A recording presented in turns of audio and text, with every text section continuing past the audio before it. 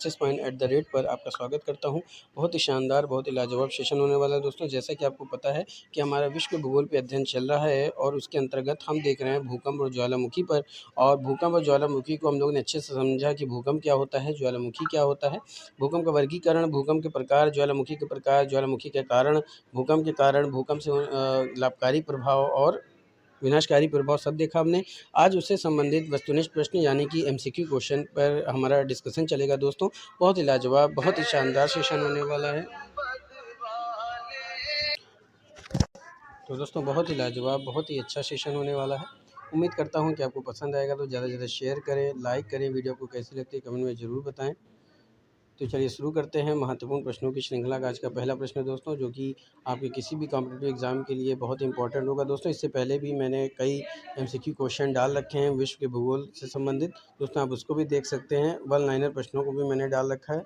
आप मेरे प्लेलिस्ट में जा करके वन लाइनर क्वेश्चनों को और सब्जेक्टिव माफ़ कीजिएगा एमसीक्यू क्वेश्चन को देख सकते हैं, समझ सकते हैं, जो कि आपके एग्ज़ाम के लिए काफ़ी इंपॉर्टेंट होने वाला है। चाहे वो यूपीएससी हो, यूपीपीएससी हो या किसी भी अदर कॉम्पिटिटिव एग्ज़ाम हो दोस्तों, बहुत ही लाजवाब सेशन है। तो चलिए शुरू करते हैं। चलिए दोस्तों शुरू करते हैं आज के शानदार महत्वपूर्ण प्रश्नों की श्रृंखला। तो आज का पहला प्रश्न प्यारे दोस्तों कि भारतीय उपमहाद्वीप का उत्तर पश्चिम प्रदेश भूकंप ग्रहणशील है, जिसका कारण क्या है। यानी आपको बताना है कि भारतीय उपमहाद्वीप का जो उत्तर पश्चिम प्रदेश में स्थित उत्तर प्रदेश भूकंप ग्रहणशील है, वो किस कारण से है। तो आपको ऑप्शन है ज्वालामुखी क्रिया के कारण, प्लेट टेक्टोनिक क्रिया के कारण, मूंगे बनने की क्रिया के कारण, या उपरोक्त सभी। तो फटाफट से कमेंट में उत्तर कीजिए दोस्तों।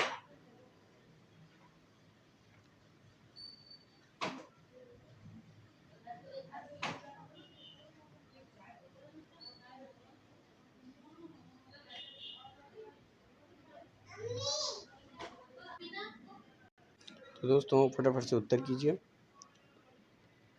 प्यारे दोस्तों, भारतीय उपमहाद्वीप का उत्तर पश्चिम प्रदेश भूकंप ग्रहणशील है, जिसका कारण है प्लेट टेक्टोनिक क्रिया। तो ऑप्शन आपका कौन सा हो जाएगा, बी राइट हो जाएगा। तो B is the right answer for this question. दोस्तों अगले प्रश्न की तरफ बढ़ते हैं, जो कि बहुत ही शानदार क्वेश्चन है। क्वेश्चन क्या है कि जापान के किस शहर में हाल ही में विध्वंसकारी सुनामी एवं नाभिकीय विकिरण का सामना किया था।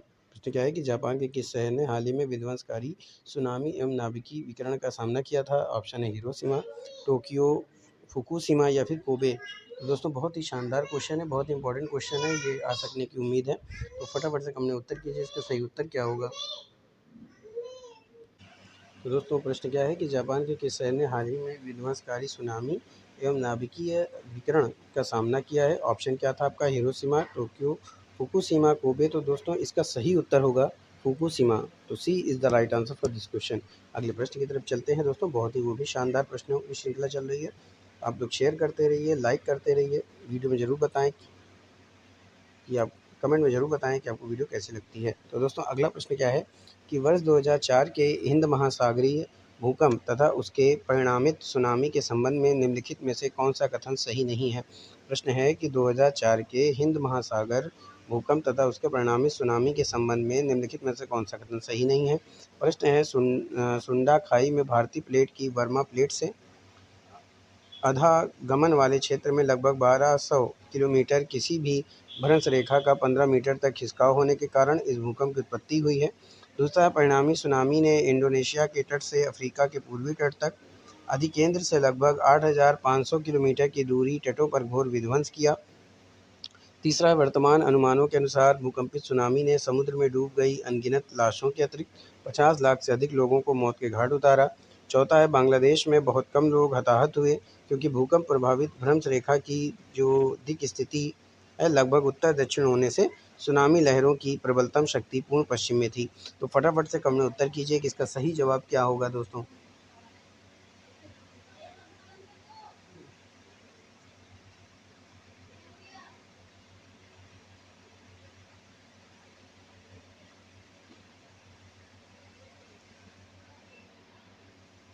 तो प्यारे दोस्तों, वर्ष 2004 के हिंद महासागर भूकंप तथा उसके परिणामित सुनामी के संबंध में निम्नलिखित में से जो कथन सही नहीं है वो कौन सा है कि वर्तमान अनुमानों के अनुसार भूकंपित सुनामी ने समुद्र में डूब गई अनगिनत लाशों के अतिरिक्त 50 लाख से अधिक लोगों को मौत की घाट उतारा। माफ़ कीजिएगा दोस्तों, देखिए क्वेश्चन क्या कह रहा है कि वर्ष 2004 के हिंद महासागरीय भूकंप तथा उसके परिणामी सुनामी के संबंध में पूछा जा रहा है। माफ़ कीजिएगा दोस्तों, इसका सही उत्तर होगा वर्तमान अनुमानों के अनुसार भूकंपीय सुनामी ने समुद्र में डूब गई अनगिनत लाशों के अतिरिक्त 50 लाख से अधिक लोगों को मौत के घाट उतारा। तो ऑप्शन आपका सी राइट हो जाएगा। तो C is the right answer for this question. अगला प्रश्न क्या है दोस्तों, आइए देखते हैं। अगला प्रश्न कह रहा है कि विश्व के लगभग 80% क्या है कि विश्व के 80% सक्रिय ज्वालामुखी निम्नलिखित में से किस पेटी में पाए जाते हैं। आंसर है अंध महासागरीय पेटी, दूसरा मध्य महाद्वीपीय पेटी, तीसरा परिप्रशांत पेटी, चौथा हिंद महासागरीय पेटी। तो सही कूट से आपको सही उत्तर चुनना है, पहला, दूसरा, दूसरा, तीसरा, तीसरा, चौथा या इनमें से कोई नहीं। तो दोस्तों विश्व के 80% सक्रिय ज्वालामुखी निम्नलिखित में से किन पेटियों में पाए जाते हैं। तो इसका फटाफट से उत्तर दीजिए दोस्तों। तो दोस्तों 80% की बात की गई है तो ये आते हैं दोस्तों आपके मध्य महाद्वीप पेटी में, जिसको कहते हैं मिड कॉन्टिनेंटल बेल्ट, और आपके तीसरे में यानी परिभ्रशांत पेटी यानी कि सरकमप्रेफिक बेल्ट। तो आपका कौन सा ऑप्शन हो जाएगा, दूसरा और तीसरा। दूसरा तीसरा किस कूट पे दे रहा है, बी पे दे रहा है। तो B is the right answer for this question. अगले प्रश्न की तरफ बढ़ते हैं। अगले प्रश्न क्या है दोस्तों, अगला प्रश्न है कि निम्नलिखित में से कौन से क्रियाशील ज्वालामुखी हैं। निम्नलिखित में से कौन से क्रियाशील ज्वालामुखी हैं। आपका ऑप्शन है एकाकागुआ, एटना, किलिमंजारो, विसुवियस। नीचे दिए गए कोड से सही उत्तर का चयन करना है, पहला हो तीसरा, पहला हो दूसरा, दूसरा हो तीसरा, दूसरा हो चौथा। तो फटाफट से कमेंट में उत्तर कीजिए कि निम्नलिखित में से कौन से सक्रिय ज्वालामुखी हैं।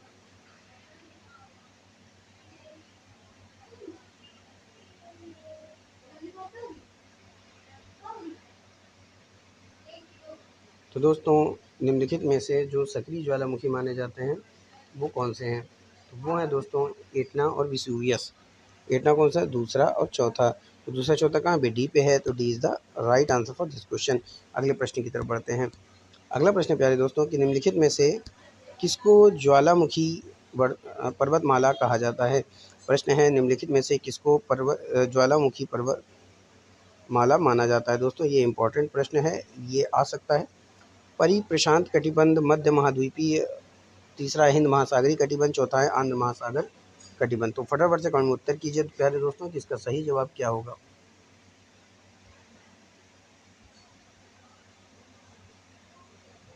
तो दोस्तों निम्नलिखित में से जिसको ज्वालामुखी पर्वतमाला कहा जाता है वो है प्यारे दोस्तों परिप्रशांत कटिबंध। तो ऑप्शन आपका ए राइट हो जाएगा। तो A is the right answer for this question.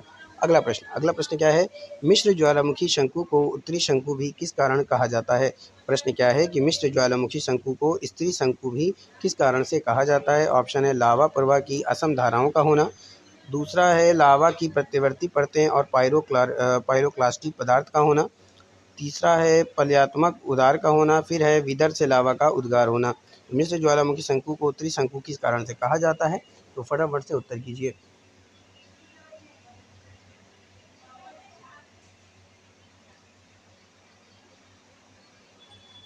तो दोस्तों मिश्र ज्वालामुखी शंकु को उत्तरी शंकु किस कारण से कहा जाता है। तो ये कहा जाता है लावा की प्रत्यवर्ती परतें और पायरोक्लास्टी पदार्थ का होने के कारण। तो ऑप्शन आपका बी राइट हो जाएगा। तो B is the right answer for this question. अगले प्रश्न की तरफ बढ़ते हैं दोस्तों। अगला प्रश्न है दोस्तों कि ज्वालामुखी के कप आकार के मुख को क्या कहते हैं।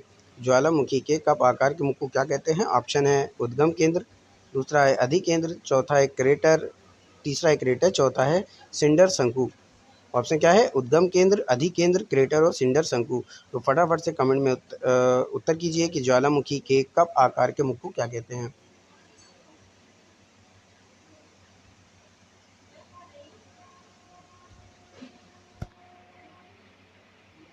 तो दोस्तों ज्वालामुखी के कप आकार के मुख को क्या कहा जाता है ये आपको बताना था। तो इसका सही उत्तर होगा प्यारे दोस्तों क्रेटर। तो ऑप्शन आपका सी राइट हो जाएगा। C is the right answer for this question. अगले प्रश्न की तरफ बढ़ते हैं। प्रश्न क्या है कि निम्नलिखित में से कौन विश्व का सबसे ऊंचा ज्वालामुखी पर्वत है। ऑप्शन है फूजियामा, दूसरा है कोटोपैक्सी, इतना पर्वत, किलिमंजारो। तो फटाफट से उत्तर कीजिए कि विश्व का सबसे ऊंचा ज्वालामुखी कौन सा है।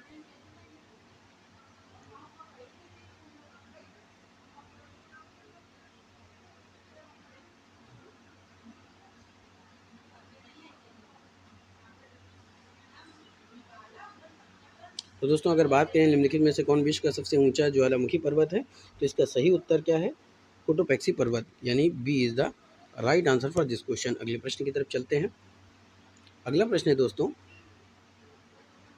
कि पहले अश्रु की उत्पत्ति कब होती है।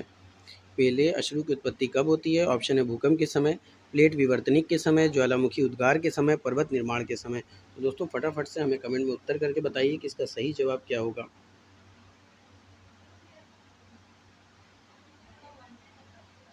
दोनों दोस्तों प्ले अश्रु को प्लीज टीयर भी कहा जाता है की उत्पत्ति कब होती है।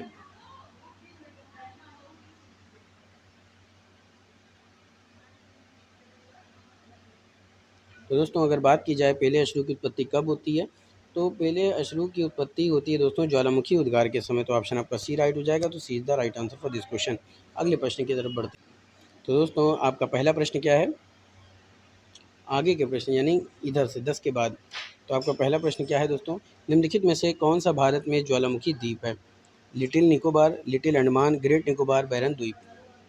तो हमें फटाफट से कमेंट में उत्तर करके बताइए कि निम्नलिखित में से कौन सा है जो भारत का ज्वालामुखी द्वीप है।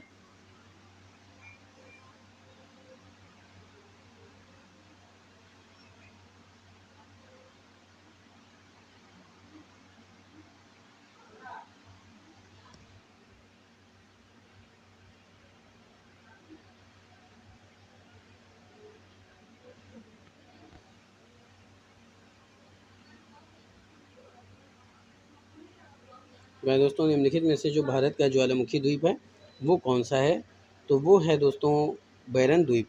ये अंडमान निकोबार द्वीप समूह में स्थित है। तो ऑप्शन आपका डी राइट हो जाएगा। D is the right answer for this question.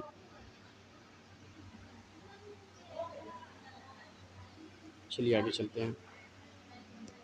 आगे प्रश्न दोस्तों कि निम्नलिखित में से कौन भारत की सीमा में स्थित एकमात्र सक्रिय ज्वालामुखी है। प्रश्न क्या है, निम्नलिखित में से भारत की सीमा में स्थित एकमात्र सक्रिय ज्वालामुखी कौन सा है। ऑप्शन कौन सा है, बैरन द्वीप, नारकोंडम, मिनिकॉय द्वीप, अमीन द्वीप, अमीन द्वीप, ठीक है, अमीन द्वीपी। दोस्तों इसको ठीक कर लीजिए, ये द्वीपी लिखा है, ये द्वीपी होगा। ये क्या होगा, द्वीपी होगा दोस्तों, ठीक है। इसको हम लोग ठीक कर लेते हैं, ये द्वीपी होगा।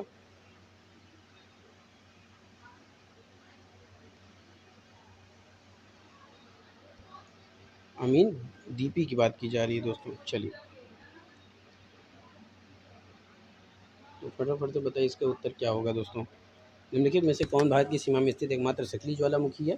तो ये सक्रिय ज्वालामुखी कौन सा होगा दोस्तों, तो इसका सही उत्तर होगा बैरन द्वीप। आंसर आपका ए राइट हो जाएगा। A is the right answer for this question. अगले प्रश्न की तरफ बढ़ते हैं। तो दोस्तों जैसा कि आपको पता है कि निम्नलिखित में से भारत की सीमा में स्थित एकमात्र सक्रिय ज्वालामुखी कौन सा है, तो वो है बैरन द्वीप। और बैरन द्वीप कहाँ स्थित है, ये अंडमान सागर में स्थित है दोस्तों, बात समझ आ रही है। और ये अंडमान निकोबार द्वीप समूह का हिस्सा है, ये भी याद रखिएगा। तो इसका ए राइट हो जाएगा। A is the right answer for this question. अगला प्रश्न क्या कह रहा है, अगला प्रश्न कह रहा है कि निम्नलिखित में किसे प्रकृति का सुरक्षा वाल्व कहा जाता है। प्रकृति का सुरक्षा वाल्व किसे कहा जाता है दोस्तों, ये आपका प्रश्न है। उत्तर है ऑप्शन है भूकंप, ओजोन गैस, ज्वालामुखी, नदियाँ। तो फटाफट से कमेंट में उत्तर कीजिए कि इसका सही जवाब क्या होगा।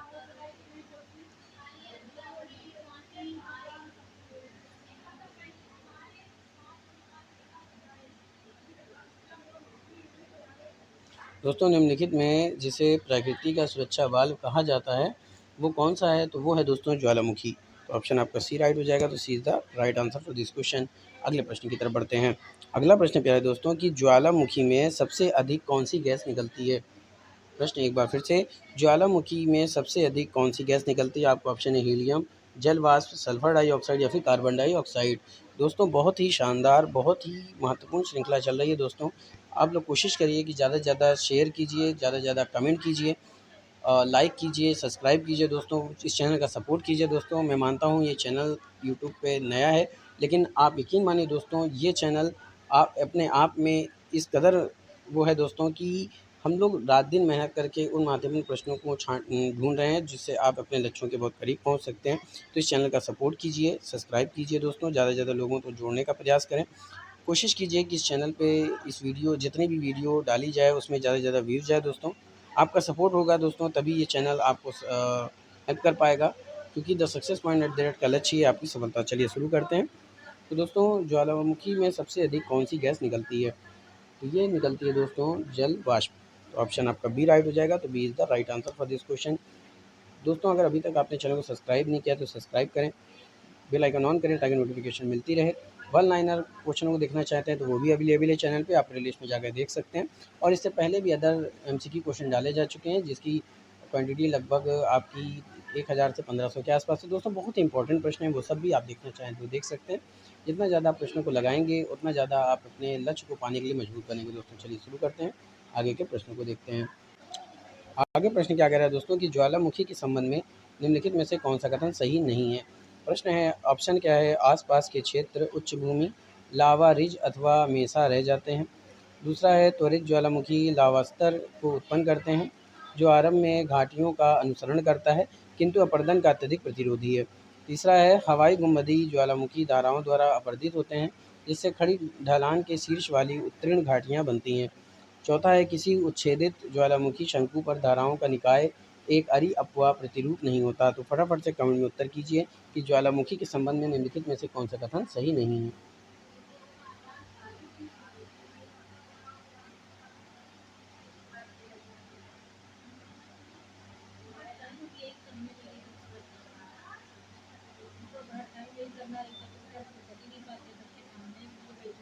तो दोस्तों, ज्वालामुखी के संबंध में निम्नलिखित में से कौन सा कथन सही नहीं है, इसका आप सही उत्तर दीजिए।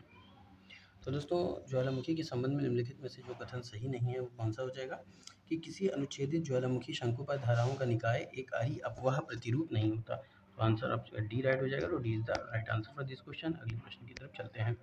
अगला प्रश्न क्या है प्यारे दोस्तों कि सरकम पैसिफिक बेल्ट के संबंध में निम्नलिखित कथनों में से कौन सा सही है?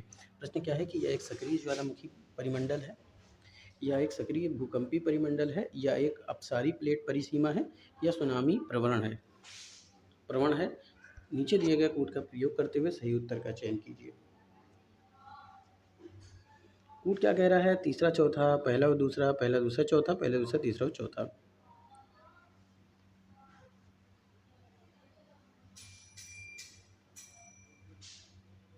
तो दोस्तों, सरकम पैसिफिक बेल्ट के संबंध में जो कथन सही है उसको देखना है। तो देखिए दोस्तों, यह एक सक्रिय ज्वालामुखी परिमंडल है, सही है। दूसरा, यह एक सक्रिय भूकंपीय परिमंडल है, ये भी सही है। यह एक अपसारी बेल्ट परिसीमा है, ये गलत हो जाएगा दोस्तों। यह सुनामी प्रवण है, बिल्कुल सही है। तो पहला दूसरा चौथा ऑप्शन होना चाहिए, सही होगा। तो पहला दूसरा और चौथा कौन सा ऑप्शन पे आ रहा है? सी पे दे रहा है, तो C is the right answer for this question. अगले प्रश्न की तरफ बढ़ते हैं दोस्तों। अगला प्रश्न बहुत ही शानदार है दोस्तों। प्रश्न क्या है कि समुद्र के नीचे रिएक्टर स्केल पर 7.5 से अधिक का भूकंप आने की घटना को सुनामी लहरें कहते हैं। इस संबंध में निम्नलिखित में से कौन सा कथन सही नहीं है? ऑप्शन क्या है? प्रशांत महासागरीय तट सुनामी लहरों के लिए अति सुभेद है, इसमें प्रायः सशक्त लहरें उत्पन्न होती हैं। सुनामी लहरों को उच्च ऊर्जा ज्वारीय तरंगें या भूकंपीय सागर तरंगें भी कहते हैं। सुनामी एक लैटिन शब्द है। तो फटाफट से कमेंट में उत्तर कीजिए दोस्तों कि समुद्र के नीचे रिक्टर स्केल पर 7.5 से अधिक भूकंप आने की घटना को सुनामी लहरें कहते हैं। इस संबंध में कौन सा कथन सही नहीं है?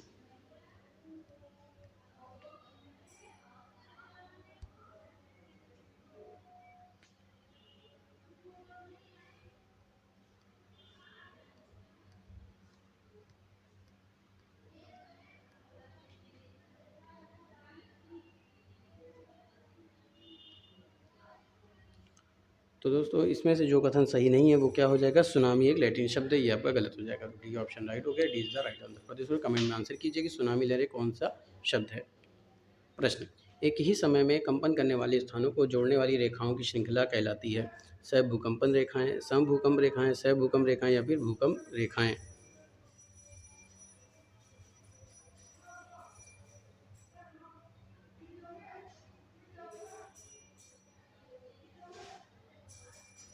तो दोस्तों, एक ही समय में कंपन करने वाले स्थानों को जोड़ने वाली रेखाओं की श्रृंखला क्या कहलाती है?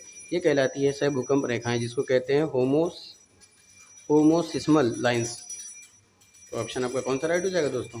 ये आपका राइट हो जाएगा, सहभूकंप रेखाएं। तो C is the right answer for this question. अगले प्रश्न की तरफ चलते हैं। अगला प्रश्न है दोस्तों कि भूकंपी वीदर क्या है? प्लेट सीमाओं के वे अनुभाग जो निकट अतीत में बारंबार संवेदित होते हैं। संविदारित हुए हैं। दूसरा, महासागरों में प्लेट सीमाओं के वे भाग जिनमें बदुआ सुनामी घटित होती है।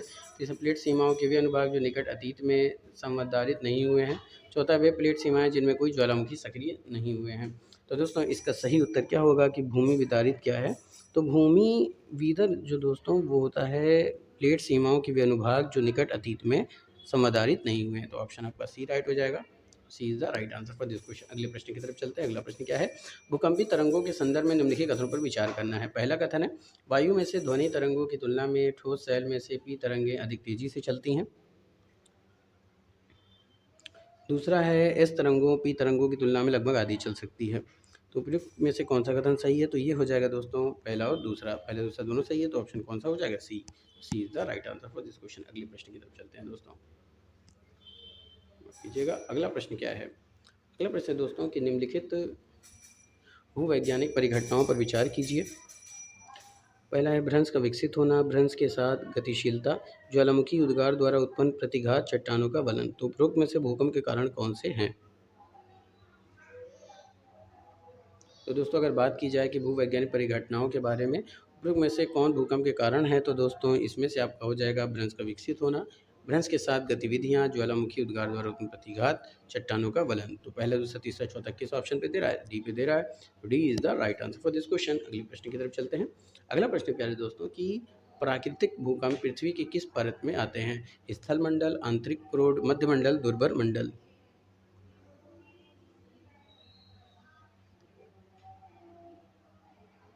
प्राकृतिक भूकंप पृथ्वी के किस परत में आते हैं?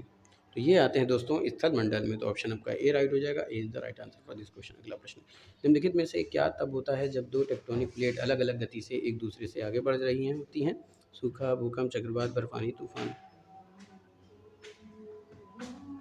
तो दोस्तों निम्नलिखित में से क्या तब होता है जब दो टेक्टोनिक प्लेट अलग अलग गति से एक दूसरे से आगे बढ़ रही होती हैं? इसके कारण होता है भूकंप। तो बी ऑप्शन राइट हो जाएगा। B is the right answer for this question. अगले प्रश्न की तरफ बढ़ते हैं। अगला प्रश्न प्यारे दोस्तों कि निम्नलिखित कथनों पर विचार कीजिए तथा दिए गए विकल्पों में से सही उत्तर चुनाव करना। पहला है, कोटोपैक्सी विश्व का सबसे ऊंचा सक्रिय ज्वालामुखी पर्वत है। दूसरा, यह उत्तरी अमेरिका में स्थित है। तो उपयुक्त उत्तर का चयन करते हुए सही उत्तर करें। तो दोस्तों इसका सही उत्तर क्या होगा? तो दोस्तों इसमें जो सही जवाब होगा वो होगा कोटोपैक्सी विश्व का सबसे ऊंचा सक्रिय ज्वालामुखी। ये सही है। यह उत्तरी अमेरिका में स्थित है दोस्तों। तो ये गलत हो जाएगा क्योंकि ये दक्षिण अमेरिका में स्थित है। ये आपका गलत हो जाएगा। तो केवल पहला सही है। तो A is the right answer for this question. ये कहाँ स्थित है?